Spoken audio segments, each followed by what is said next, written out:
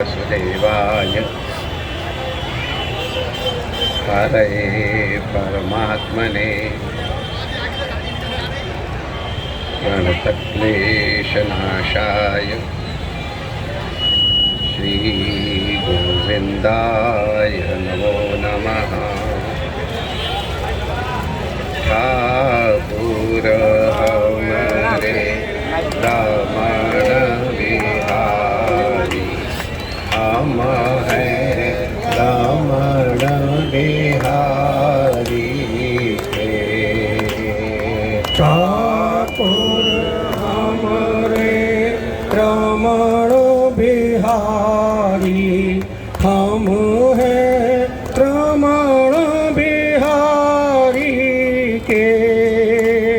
साधु सेवा धर्म कामन दुनियादारी से। साधु सेवा धर्म हमारा, काम न दुनियादारी से। भला कहो चाहे बुरा कहो, हम हो चुके रमण बिहारी के।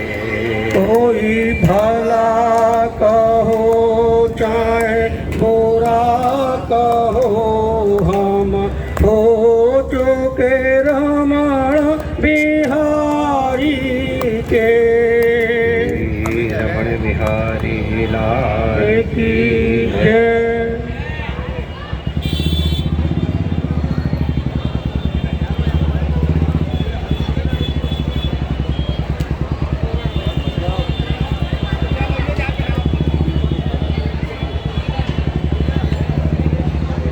नारायण नारायण नारायण नारायण।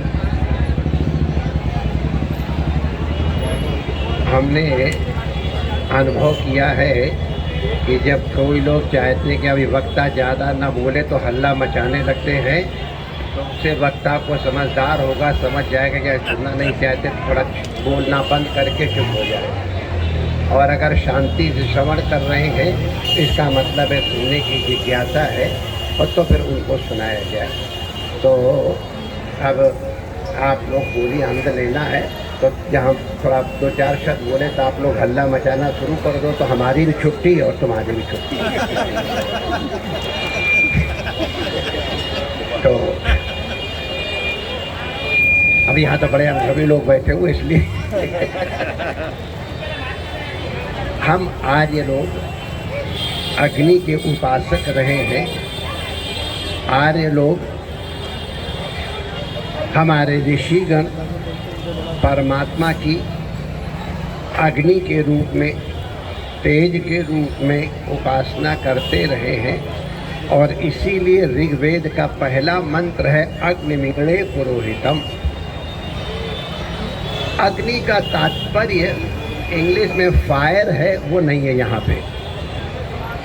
यास्क जिन्होंने वेद के तात्पर्य के बोधन के लिए व्याकरण रचा है, उसके अनुसार जो आगे बढ़ने की हमको प्रेरणा दे, सामर्थ्य दे, उसको अग्नि कहा जाता है। अग्नि एक प्रकार से ऊर्जा की प्रतीक है, इसीलिए पुरोहितम हमारे आगे का मार्ग प्रशस्त करने के लिए, पूर्व माने सामने हित। तो हम अग्नि की नाना प्रकार से उपासना करते रहे हैं। आज समय उसका उपयुक्त नहीं है। ये जो फिजिक्स की एनर्जी है, जिसके कारण ही ये समस्त चराचर है, चाहे मैटर हो चाहे एनर्जी के विभिन्न रूप हो, सब एक ही तत्व से हैं। और ये अभी 100 वर्ष पहले लगभग इसको जाना है फिजिक्स केमिस्ट्री ने। हमारे यहाँ ऋषियों ने इसको अनंत काल पहले जाना था। और जानाति इच्छति क्रियते में जो इच्छा है, जिसके कारण स्पंदन हुआ, जिस स्पंदन से ओंकार की सृष्टि हुई, वही सृष्टि का मूल कारण है, वो ऊर्जा है। और उस ऊर्जा का हमने अग्नि के रूप में उपासन किया है। होलिका भी उसी रूप में यज्ञ का एक रूप ही है। इसे होलिका भी कहते हैं, होलिका कई इसके नाम पुराणों में हैं। आप लोगों की जानकारी के लिए मैं बता दूं, ये होलिका उत्सव किस हेतु से होता है। नाना प्रकार के पुराणों में इसका अलग अलग प्रकार से वर्णन है और विभिन्न, हमारे यहाँ तो अनंत कल्प हुए तो हर कल्प के अनुसार कहीं न कहीं ये सब बातें यथार्थ ही हैं। अति संक्षेप में स्मरण कर लेते हैं कि पहले हम तो कृष्ण वाले हैं, तो पूतना का जब प्रज्वलन कराया गया था, उसको टुकड़ा टुकड़ा करके, तो उसके दहन की क्रिया को भी होलिका दहन के रूप में स्वीकार कुछ पुराणों में किया गया है। आप लोग कृपा करके जन्माष्टमी और की गणित मत लगाइएगा, क्योंकि शास्त्रों में इस काल की गणना किसी और रूप से भी होती है। कहीं पर ये हम लोग प्रसिद्ध है जानते हैं, प्रसिद्ध रूप से जानते हैं कि प्रहलाद की बुआ जी का नाम होलिका है और हिरण्यकश्यप के कहने पे ये लीला हुई, उस कारण से भी होली की लीला होती है। कहीं कहीं पर इसको भगवान भोलेनाथ ने जब काम को प्रदग्ध किया है तो उस रूप में भी इसको पूजा जाता है, इस होलिका का स्मरण पूजन किया जाता है। इन सब के पीछे हेतु है, श्लोक है कि ये काल संधि काल है। इस समय शिशिर ऋतु और बसंत ऋतु का संगम होता है, तो ऋतु परिवर्तन का काल है और ऋतु का परिवर्तन के काल में नाना प्रकार के शरीर में परिवर्तन होते, हार्मोनल परिवर्तन भी होते हैं, हमारे डॉक्टर लोग आराम से जानते हैं। तो इस दृष्टि से काम इत्यादि की जो प्रवृत्तियां अधिक जागृत होती है, उनके संयमन और नियमन के लिए मर्यादा पूर्वक ये उत्सव की सर्जना की गई है। काम हमारे यहाँ देवता के रूप में उपास्य रहा है। विश्व में किसी भी अन्य जितने धर्मों का हमको यद किंचित ज्ञान है, कहीं पर भी काम की पूजा नहीं की गई है। सब जगह इसको गर्हित ही माना गया है। हमारे आर्य ऋषियों ने काम को देवता के रूप में माना है। देवता के रूप में क्या, परमेश्वर के रूप में माना है। गीता में भगवान ने स्वयं स्वीकार किया है कि धर्मा विरुद्धो भूतेषु कामोष्टि भरतर्षभा। हे अर्जुन, जो मर्यादा से है उस माने मर्यादा का भंग किया जाएगा तब नहीं। यदि मर्यादित ढंग से सेवन किया जाए तो काम के रूप में मैं ही हूँ, और भगवान के पुत्र का नाम भी काम ही तो है। तो काम का पुत्र में काम पुत्र भी है और काम स्वयं श्री कृष्ण भी है। तो काम की हमारे यहाँ पूजा होती रही, उपासना होती रही।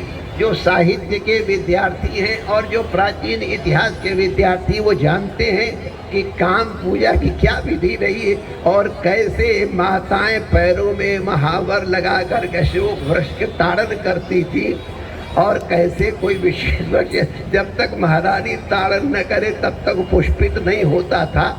तो ये हमारे यहाँ इसकी पूजा होती रही। राज परिवार के बड़े से बड़े सदस्य भी इसमें सम्मिलित हुआ करते थे।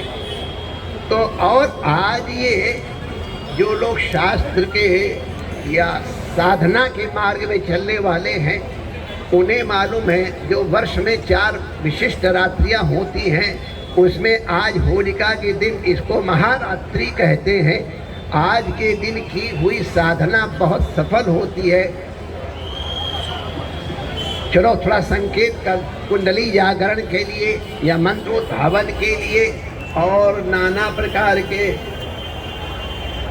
अच्छे संकल्पों के लिए मैं कहूँगा इस दिन अनुष्ठान किया जाए। और हम लोग कार्षणी लोग तो क्लीम देवा काम देवा काम बीज शिरोमणि श्री कृष्ण का ही आज विशेष रूप से स्मरण करते हैं। आज के दिन का किया हुआ जप हवन इत्यादि अनंत गुना हो जाता है, इसीलिए इसको महारात्रि भी कहते हैं। इसके पूजन की विधि हम लोगों ने अभी देखा है। मनाने का तात्पर्य है ये अब तो हमने आज किसी को करते देखा नहीं। हम लोग जब बचपन में तो हमको सिखाया गया था, दाहिने पैर के अंगूठे से धागा को दबा करके और अपने ऊपर यहाँ तक ले जाते थे, इसको तोड़ करके गोल गांठ बना करके, और शरीर में आज के दिन उबटन लगाया जाता है। यहाँ ब्रजवासी उबटनों कहते हैं और हमारे संस्कृत में इसको अभ्यंग कहते हैं। ये शरीर के रोगों के विनाश की दृष्टि से किया जाता है। तो उसके उबटन के पहले आटा, तेल और तो सरसों के बीज वगैरह मिला के लगाते हैं, फिर ऐसे करके रगड़ते तो मैल निकल जाता है, त्वचा निखर आती है, और फिर उसको भी अग्नि में होलिका की अग्नि में प्रदग्ध कर देते। 3 बार होलिका की प्रदक्षिणा की जाती है। और हमारे लाला कन्हैया ने होली के प्रकट की कथा युधिष्ठिर के पूछने में भविष्योत्तर पुराण में कहा है, राजा रघु के समय में। और ये हमारे जो आयुर्वेद के चिकित्सक हैं या जो फिजिशियंस हैं वो इसको समझेंगे। इस वातावरण के कारण अब तो भगवान की बहुत कृपा है। पहले हमने बचपन में सूखा रोग बहुत देखा है और उस सूखा रोग से वे ग्रसित बालक बहुत दिन बचता नहीं था, उसके लिए बड़ी बड़ी चिकित्साएं की जाती थी। अब तो बड़ा अच्छा हो। तो ये राजा रघु से जब प्रजा ने कहा, महाराज हमारे बालक मर रहे हैं, इनका क्या करें, कोई उपाय बताइए। तो पहले राजशक्ति जब अपनी व्यवस्था से कुछ सोच नहीं पाती थी तो जो समाज के वृद्ध आचार्य और विद्वान थे उनके पास जिज्ञासा करते हैं। जो समाज के हित के लिए आगे बढ़ते उनको पुरोहित नाम आप दे लीजिए, जो अपने हित के आगे समाज का ध्यान रखे, वो शब्द है। इसमें है कोई एक वर्ण विशेष की चर्चा नहीं, जो चिंतन करने वाले हैं। तो उन्होंने चिंतन करके बताया, ढूंढा नाम की एक राक्षसी है। युधिष्ठिर जी को भगवान कृष्ण ने भविष्योत्तर पुराण बताया। और ये किसी इसको वरदान प्राप्त, न आदमियों से मरेगी, न स्त्रियों से मरेगी, न देवताओं से मरेगी, न अस्त्र से मरेगी, न शस्त्र से मरेगी। विपत्तियां ऐसी होती माई डियर आती है तो ऐसा लगता है कि इनका अंत हो ही नहीं सकता है। लेकिन हम लोगों ने हिरण्यकश्यप भी जैसे सामर्थ्य वाले को भी, रावण को भी देखा है, कंस को भी देखा, और ढूंढा राक्षसी को भी देखते। तो पुरोहितों ने कहा इसको मारो मत। कभी कभी युद्ध में प्रेम से भी काम निकाला जाता है, और ये तो सभी लोग ज़्यादा जानकार हमसे हैं। काम निकालना मुख्य है, वो किस तरह निकलेगा वो अलग बात है। उन्होंने कहा ढूंढा राक्षसी से युद्ध मत करो। छोटे बच्चों से कहो एक खेले कूदे खूब हंसे खेले और नाचे गाए रंग उड़ाए, और उनकी प्रसन्नता को देख देख के राक्षसी अपने आप नष्ट हो जाएगी। और भगवान के इस आदेश बने आचार्यों के उस आदेश को बालकों ने किया, और तब ढूंढा राक्षसी का अंत हुआ। हमारे यहाँ काशी में अभी भी ढूंढा राक्षसी विसर्जन ऐसा करके पंचांग में लिखते हैं काशी के विद्वान लोग। तो ढूंढा राक्षसी वस्तुता जैसे हमने आप बताया ठुंढा है, माने बच्चे ठूंठ की तरह सूखे हो जाते थे, रोग से मर जाते थे, राक्षसी ही थी। तो उसके निवारण का उपाय इस प्रकार प्रसन्नता बताया है। तो वो ढूंढा राक्षसी का भी पद प्रसन्नता से होता है। और इसीलिए हम लोग इस त्योहार को खास तौर से उत्साह से हंसी पूर्वक प्रेम पूर्वक मनाते हैं। विशेष रूप से शास्त्र का आदेश इस दिन, जब कभी वो मर्यादा थी छुआछूत वाली, उस समय भी लिखा था आज के दिन सबका स्पर्श करना ही है, आदेश है। स्पर्शा ऐसे करके लिखा है, सबसे मिलना है, सबसे गले मिलना है, हिलजुल के मिलना है, आपस में हिलमिल करके। और फिर पहले होलिका की राख लगाई जाती है, और फिर हम लोगों को बचपन में स्मरण है, अभी रणनीति में तो अभी भी करते हैं, टेसू के फूल भिगो करके पीले पीले रंग, और उसका रंग पिचकारियों के द्वारा डालते थे। जो समर्थ लोग हैं थोड़ा थोड़ा रणनीति भी करते, तो केसर भी घोरी रे, कैमन कैसर घोरी रे रसिया में गाते। तो केसर के रंग से या टेसू के रंग से पिचकारियों के द्वारा एक दूसरे को अनुरंजित करते थे। उसका तात्पर्य है टेसू शरीर की कांति की अनुवृद्धि करता है, केसर शरीर की कांति को अनुवृद्धि करता है, रोगों को नष्ट करता है, इसलिए इसका आलेपन या स्नान कराया जाता रहा है। अनुराग का रंग लाल है, उसी से अनुरंजन कहते हैं। तो अनुराग का रंग लाल है, इसीलिए प्राकृतिक ढंग से बनाए हुए गुलाल को मुख में अनुरंजित किया जाता रहा है। हमारी परंपरा अनुरंजन की है, इस प्रकार से होली खेलने की है। ये जो काले वाले रंग लगाते और ऑयल पेंट वगैरह को सब लगा के दूसरों का मुंह काला करने की कोशिश करते, मैं आज विशिष्ट जनों की सभा में संतों की उपस्थिति में कह रहे हैं, जो दूसरों का मुंह काला करने की कोशिश करेगा उसका मुंह पहले जरूर काला हो जाने से। कुछ लोग हमारे बता रहे थे कि उसके सफाई वाले भैया तो उसी दिन नाली की सफाई मत करना, होली के दिन नाली की सफाई अपने आप हो जाती है। लोग कीचड़ उछाल उछाल के में लगाते हैं, कीचड़ उछाड़ना हमारी संस्कृति नहीं है। दूसरे पे कीचड़ उठा के माय डियर, एक उंगली उधर होगी तो 3 तुम्हारी तरफ होगी, ये ध्यान रखना। इसलिए हम चाहते हैं इसको, आप लोग प्रबुद्ध हो गए हो, इसको थोड़ा रिफाइन करें। हम लोग होली खेलें, मर्यादा से खेलें, और ये प्रेम का त्यौहार है। पहले तो हम सभी मिलजुल करके जाया करते थे, कोई बड़ा कोई छोटा नहीं था, बराबर हरे के दरवाजे जाते थे और गुझिया खाने को मिलती है, हाजमा भी ठीक था, सब चकाचक चलता था।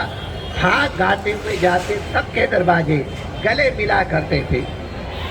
हमने 2-4 बार का यहाँ करने की कोशिश की, हमने सोचा अब आप लोग करोगे, लेकिन आगे किसी नहीं किया। हमने कहा हम कब तक करते रहेंगे, करना चाहिए। लेकिन एक चीज़ मेरी जरूर प्रार्थना है, खास तौर से इस बार या और भविष्य के लिए भी, जो लोग रंग न खेलना चाहें, जो लोग न चाहें कि हमारे ऊपर रंग डाला जाए, हमारा आग्रह होगा कि हम उनके ऊपर जबरदस्ती रंग डालने की या उनकी इच्छा के विरुद्ध उनके साथ कोई व्यवहार करने की चेष्टा न करें। ये आप लोगों के ऊपर अब विशिष्ट उत्तरदायित्व आ गया है, इसलिए आप लोग संयम का व्यवहार करें। होलिका में कई लोग असंयमी हो जाते हैं। आपस में तो तुम बढ़िया बढ़िया होली गाओ और उसकी हम छुट्टी देते हैं, कोई बात नहीं, वो तो है ही, आज के दिन गाना चाहिए। लेकिन इतर के ऊपर कोई आक्षेप लगाते हुए या इतर की ओर को संकेत करते हुए करते हो, देखो पाप और पुण्य मन से होते हैं। आप किस ढंग से कर रहे हो ये तुम्हारे ऊपर निर्णय करता है। आप अपने मन को पवित्र रख करके कुछ भी कहोगे तो बुरा नहीं लगेगा, और किसी के ऊपर बुरा भावना रख करके उसकी स्तुति भी करोगे तो उसका परिणाम तुम्हारे लिए उसी तरह मिलेगा। इसलिए होलिका अपने अंतःकरण को पवित्र करने के लिए है, काम की प्रवृत्ति को पवित्र करने के लिए है, नियंत्रित करने के लिए है, इसको उन्मुक्त या सर्वथा मुक्त करने के लिए नहीं है। हम लोग इसका व्यवहार का अवश्य ध्यान रखेंगे, आहार विहार का ध्यान रखेंगे, विशेष करके अपने सौहार्द का जरूर ध्यान रखेंगे। ऐसी आवश्यकता नहीं पड़नी चाहिए कि हमारे इन व्यवस्था वालों को, चाहे दंडाधिकारी हो चाहे और उनको आप लोगों की चेष्टा के कारण, क्योंकि मैंने बताया ना कि आपके पर विशेष उत्तरदायित्व है, इससे अधिक और मेरा कहना बनता नहीं है। तो मर्यादित ढंग से आप होली खेलें, मुंह काला न करें किसी का कृपा करके, और जहाँ तक हो सके उपलब्ध प्रयास करेंगे। केमिकल्स का उपयोग मत करें, वो कई बार बड़े हानिकारक हो जाते हैं। किसी को तो त्वचा के रोग हो जाते हैं। आप कर रहे हो प्रेम के लिए और हो गई तुम्हारी दुश्मनी, तो आते हैं आप 4 पैसे लगाओ तो ये इसके एग्रीकल्चरल मटेरियल के भी गुलाल आते हैं। हमने रमोडेटी में मंगाया तो हमको मालूम कहाँ मिलते हैं। इन सब का प्रयोग करोगे तो ये व्यापार भी आगे बढ़ेगा और सौहार्द भी आगे बढ़ेगा। ये परमात्मा की उपासना का है, अग्नि की उपासना का है, ये हमारी संस्कृति है। यज्ञ का ही एक परिमार्जित या एक प्रकार का विकसित रूप है। इस रूप में हम इसकी उपासना करेंगे तो हमारा अवश्य कल्याण होगा। हमारे विशिष्ट जनप्रतिनिधि अधिकारीगण और सब विशेषज्ञ बैठे और आप सबसे बढ़ करके हमारे प्यारे ब्रजवासीगण यहाँ बैठे हैं। हम आपको बहुत बहुत साधुवाद देते हैं, होली की बहुत बहुत मंगल कामनाएं करते हैं और अगर आप लोग अनुमति दें तो अब हम यहाँ से प्रस्थान